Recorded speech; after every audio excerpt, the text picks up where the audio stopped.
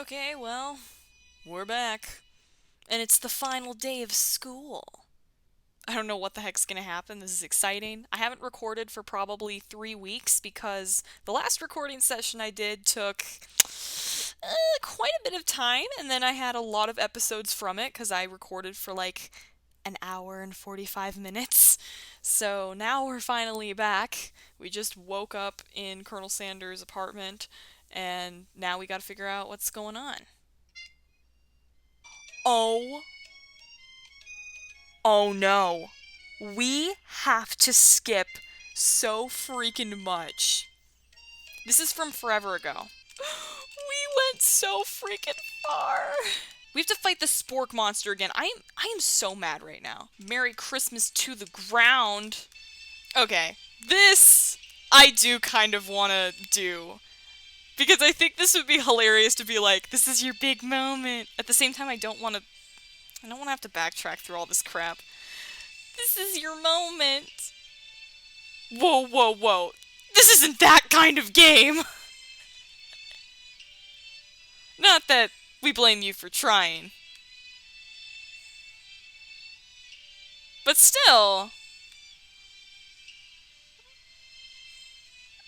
Game over. Try again, please. Colonel Sanders is just like, ugh, how dare you. Inside of you a storm rages. I couldn't agree more. Freaking game. You know what I could use? Some mahogany teak wood spray. Where the heck is that thing? Let's make the room smell good, dang it. How Marty breaks her computer in like 2 seconds. Secret. I don't care at this point. Actually, I've said too much. Please, forget I said anything at all. You can practically hear Colonel Sanders' heart beating in his chest. He tries to act demure, but his facade begins to crack. I can appreciate a good secret, of course. In fact, I've got many. Nearly a dozen in my fried chicken recipe alone. Yeah, but I would hope that you could learn to trust me with yours. Then how about you tell me the entire freaking recipe? Well, I suppose you did share a secret ingredient with me yesterday, so it'd be only fair. Colonel Sanders' face grows serious. Ah, yeah, about that. You see, yes, Colonel? I haven't been completely honest with you. The secret I told you was a fake! Oh my gosh. Now I'm so glad we did this decision. The secret was a fake the whole time? The ingredient you share with Miriam, it wasn't true?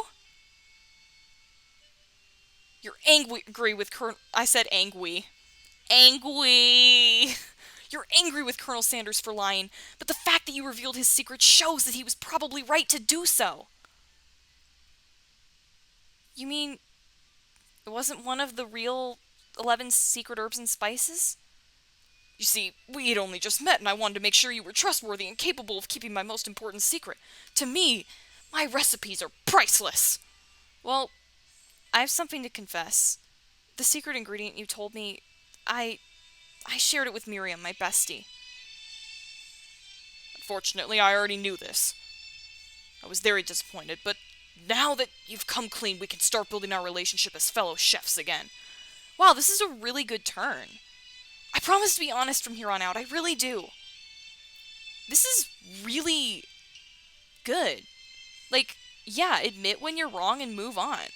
I'm counting on you. Then in that case, I present to you something that I can skip. My original coleslaw. Nobody cares about coleslaw. Seriously.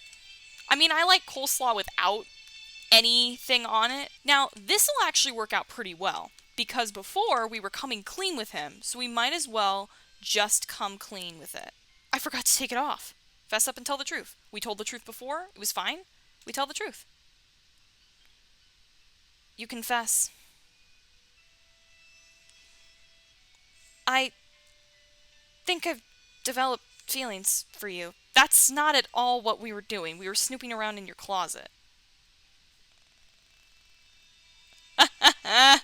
I might be developing feelings for you too, but I'm concerned. I can't let anything get away in the way of my dreams. Now, of course, that could be how it ends.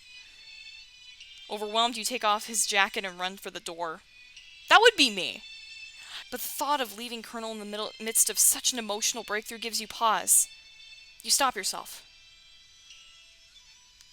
Hey, Colonel?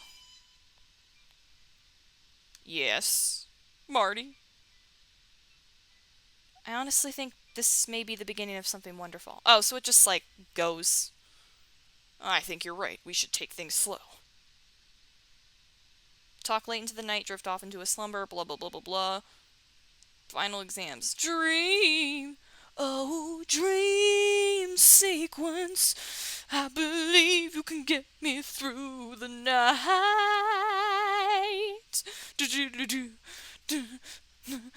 YouTube, don't copyright me.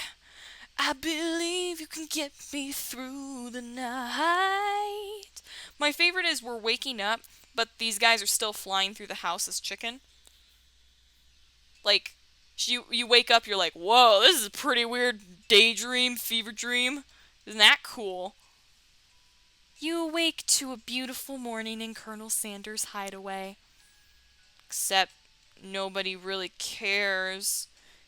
I'm gonna wait and see if there's, like, a thing of Colonel Sanders flying on there. There is not. Okay, whatever. Did you make the right decision on how to respond to Colonel Sanders? Only time will truly tell. Today's the day that could change the rest of your life. Oh, right, it's final exams.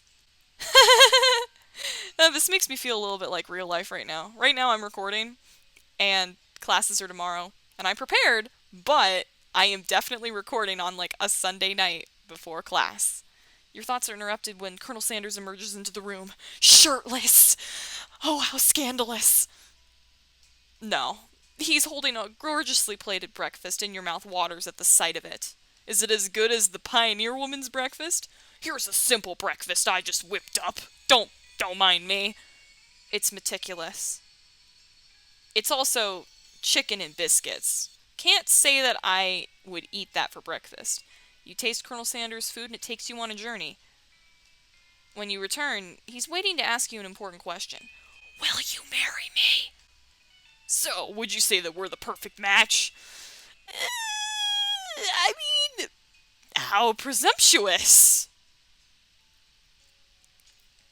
My cuisine and your taste buds, that is. Right. Of course. Such confidence, such grace. Could he be the world's greatest gift to cookery? Take him down a peg or flatter him. See, here's the thing. Sometimes people have too much of an ego, and they really need to be shut up. You're great, dude, but you need to step down a notch. Oh, no, that's not what I wanted to say. It's good, but my mom's made better, you know. He kicks you into the pond. That is not what I wanted to say. I wanted him to be like, it's good, it could be better. Not like, it's good, but my mom makes better. Colonel Sanders' expression grows serious. Did your little jab land too hard? Yes. Yes, it did. Colonel, I know what you're going to say. I need to be better if I'm going to leave my mark on this world. Yeah, basically. Single tear begins to pool in the corner of his eye as he gazes out the window. Bro, you're fine. Just like... What? And with the right business partner, I know I can't fail. Business partner? Could he be talking to you? But it's all happening so quickly. Overcome with emotion and confused by your feelings, you're on the verge of tears. Marty, Marty and I are the same person. Literally earlier today, it wasn't even that traumatic. I was just, like, in public with people, and I was listening to a message at my church, and I just started crying. I'm like, this isn't that emotional. Why am I so emotional right now? Like, it was so stupid. I probably cried 3 times, and I wasn't even that emotional. It's just my tear ducts were going nuts. Anyways, unable to speak, the only answer you can think of is to run out the door and get home. Because, let's face it, you need to go to school. There's still one more day of school after all. The University of Cooking School Academy for Learning waits for no one. You get home to find something very surprising. Your best friend's waiting for you. With Clank! I'll freaking never... Where have you been? I'm sorry, Miriam.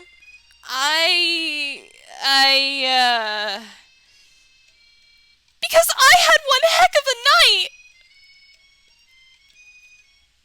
I don't want to hear about your romance with a robot, okay? I've been so desperate to tell you about it, but I couldn't find you. I got worried that something had happened to you. Dude, I'm fine. I just slept at the Chicken Man's house. It's fine. It's okay. I was just... But now that it turns out you're fine, I can finally get you up to speed on the saga of Miriam. Yeah, I'm probably... Sure, but... Okay. I will say one thing. I hate the idea of her going... I hate the idea of her dating Clank. However, if Pop is really like 10 years old, as we think he is, I'm glad that she's not dating Pop, because that's pretty creepy. Let's assume University Academy for Learning is for college students, like around that age. Because Colonel Sanders looks old, Ashley looks old, like all these people look like they've graduated high school at least. If you start dating Pop and you're 20 and he's 10, that's pretty weird, okay? I'm sorry. At least that's better, but gosh. You'll not believe what happened to me after school yesterday! I went on a date! Good for you, Miriam.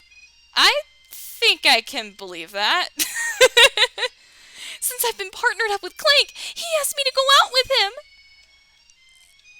Of course, I told him, you better keep your dials turned to polite and respectful. I'm not that kind of girl.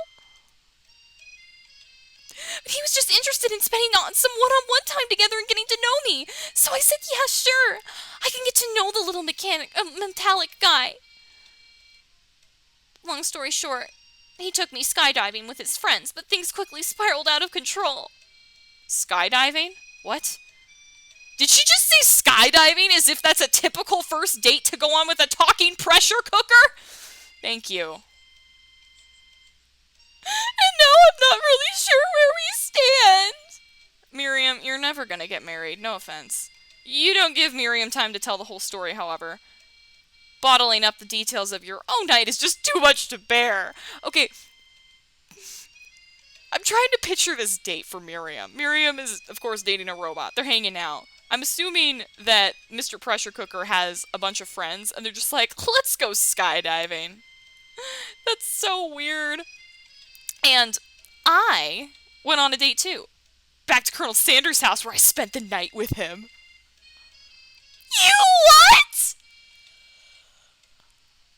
Nothing happened, but the emotional connection. Wowzers.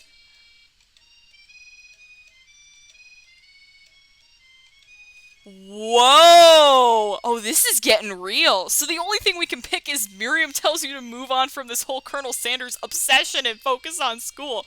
Miriam is kind of the voice of reason here. I mean, it's the final day of school, but gosh. If being obsessed with Colonel Sanders is wrong, you don't want it to be right. Or you don't want to be right. After a short argument, you both agree to go your separate ways. Wait, she and Miriam? What just happened? Wait, did we just, like, completely end our friendship with Miriam? I don't want that. That's terrible. No, Miriam's sweet. Oh, gosh. Oh, Miriam. I wonder how things would have been different if we, like, tried to sit next to her at the beginning of the year or something. When you arrive at school, you encounter your rivals in the quad. You can tell from a distance they're picking on Pop, though he himself might not quite grasp that fact.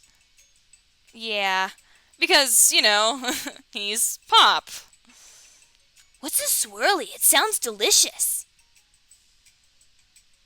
Oh, it's great. I'll order you up one right away. I'll have my swirly with sprinkles, please. Sprinkles is a dog and a treat. You can have your swirly dipped, too. Why don't you pick on someone your own size? Because I'm literally the biggest person at this school. Okay, that's true. I mean, can't argue with that, but... There is that horse that Colonel Sanders rides to school. But who would dare pick on such a gentle and beautiful creature? She's crying. That's the first time I've seen that sprite. You've got some nerve, Marty. Suggesting that I pick on a defenseless horse. Look, bro, I didn't... Now you're twisting my words. And I won't have that. You clench your fist, but the injury from yesterday's mixer accident makes you wince with pain. Oh, I forgot about that. And then our eyebrows lit on fire. That was fun. Doesn't look like you can go on cooking like that. Might as well just give up. How dare you? I'll never give up. Ever. Colonel Sanders arrives just as it appears things are close to boiling over. A naturally initiative person, he senses that something has been going on. Is everyone excited for the final day of school? Marty, how's that hand feeling? I'm sure you'll be back in fighting form by this afternoon. What if I sprained it? Like, that's not going to be good. Aren't you concerned about my hands, Colonel? Yesterday I almost broke a nail winning so hard. This freaking girl! Technically, I don't believe a winner was decided, but your presentation was quite impressive. What is he doing complimenting her? But what about the flavor of my delicate, warm, gooey chocolate sauce? It was clear you're passionate about how your food is received. That's a lot of words to say, it was bland. Marty, you are very blunt. Excuse me, Marty, I'm more than capable enough to speak for myself. Maybe you could tell me more thoughts as we walk into class, Colonel. I'm always interested in discussing the fine art of fine foods, says the guy who makes literal chicken wings as your company. See you inside, Marty. Annoyed by Colonel Sanders' inability to see Ashley for who you know she really is, you walk across the quad to get some distance. I wonder if there's several different endings to this game. In an attempt to distract yourself from how slighted you feel by that interaction with Ashley, you take out the spellbook you received yesterday and start flipping through the pages. Are we gonna, like, summon a monster, like a giant chicken monster, and then we're gonna have to fight that? Whoa! That's the book? It looks like bad news! Where did you come from, Miriam? It's just something I found lying around. It would appear to be some sort of grimoire, but I don't really believe in that magic stuff. A grimoire? Like a book of spells? I don't know. Who would spend so much time decorating a magic book if it weren't really powerful? I can think of one surefire way to find out. Marty, no. You open a page covered with arcane warnings. Cast only in case of extreme emergency, it says around the edges of the page. You flippin' idiot! Oh my gosh. I could use the spell here that says it will erase anyone I choose from all my memories. If I scrub out Colonel Sanders, it would probably help me focus better on the upcoming final exam? What? This game is taking a very weird turn. So she'll forget about him so that she can pass cooking school. But what? That's way too that's way too drastic. Couldn't you do something else, like anything else not rooted in dark magic? Maybe tie a string around your finger. I don't know about that. Okay, fine, it is drastic, but desperate times call for desperate measures.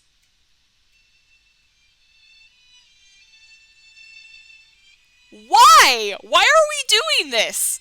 You've got a memory erasing spell sitting right in front of you. And a pretty good excuse to try it out. Why? Oh. Okay, I know how this game's gonna end. I don't know how we can save. I hope we don't have to skip through 10 million things. I think that if we cast the forbidden spell, we'll pass school and move on with our lives. And if we don't do it, we're not going to pass Colonel Sanders' will, and he's not going to want to hang out with us. I kind of want to see what happens if we don't cast the spell. You take your friend's advice and put the book away. It's almost time for class. For 2 split seconds there, it looked kind of creepy because Miriam wasn't moving. That was weird. Sprinkles is already in the room waiting for students to arrive. Here's the thing. I think we end up having to erase memories because last time we tried to cook, we couldn't stop thinking about him because he's so dreamy, which is a lot like me. If I have a crush on someone, I won't stop thinking about them. Anyway, he clears his voice to make a quick announcement. I want you all to know, I feel something of a dog moment coming on, but I assure you it's nothing to be afraid of. What? His cute little nose scrunches up and he begins to breathe quickly. No. Who would give him old homework? No, that's stupid. That's freaking stupid. Sprinkles stops in his tracks. He focuses in on the window. The room is deadly silent. When you follow his gaze, you see a tiny orange squirrel perched on the cherry tree outside. Sprinkles turns feral and runs to the window of the classroom. He begins barking uncontrollably at the squirrel outside. Oh my gosh! Terrence! I told you to never come back here, Terrence! I will destroy you, Terrence! Sprinkles is barking furiously, drool flying off of his face. The squirrel looks over, but he doesn't say anything back. You wonder, is that even a talking squirrel? Who named him Terrence? You better not show your chubby cheeks around here ever again! People are trying to study, and I'm just over in my room recording. You're welcome, class. After Sprinkles is satisfied that his presence has been felt by not only Terrence, but any other squirrel in hearing distance, he returns to his professorial tone. Gotcha. I apologize for the outburst. Just chill. This actually brings up an important point. Thank you, Marty, for reminding me to dole out this indispensable bit of wisdom. You see... But before he can go on any further, Miriam's love drama spills over into the class. What? Sprinkles is interrupted by whirs and sparks coming from the back of the classroom. Is Clank gonna literally explode? Wait, is this gonna be like, Jackbox? No, so, okay, in one of the Jackbox games, you can date monsters. And if you don't date the robot, and he doesn't, like, get enough hearts, he can't comprehend human love and destroys the planet. Will that happen in this game? I told you to save it for after class! Okay. What is happening? You think I wanted to be thrown from a plane strapped to a stranger? Miriam and Clank appear to be arguing, but you still haven't learned to speak Clank's language of mechanical noises. Oh, he's steamed about something. Look at him. But no! You had to show off your cool kid friends, Jeff and Joan! J&J forever! Watch us form a triangle in midair as we descend! This is kind of funny.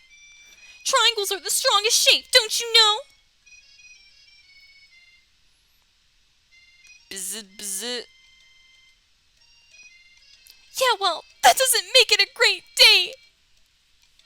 Poor Miriam. Beep. Whirr. Then take Jeff and Joan with you! You can all hold hands as you pedal down the mountain or off a cliff for all I care! Wow, Miriam! A little bit harsh. She's been very harsh this episode. Sad beep. Beep. Clank begins to shudder, steam pouring out of the gaps in his panels, and then a loud ding stops him in his tracks. He's dead. He's dead!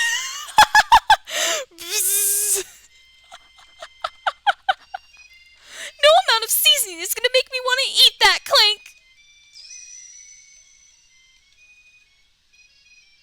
Oh, Clank burps out a completely deep-fried sneaker. Considering that he himself has feet, or has wheels, not feet, it's not entirely clear where it came from. Is he eating people? In terms of deep-fried footwear, I guess it looks okay. Clank slowly rolls out of the room to be alone with his shoe.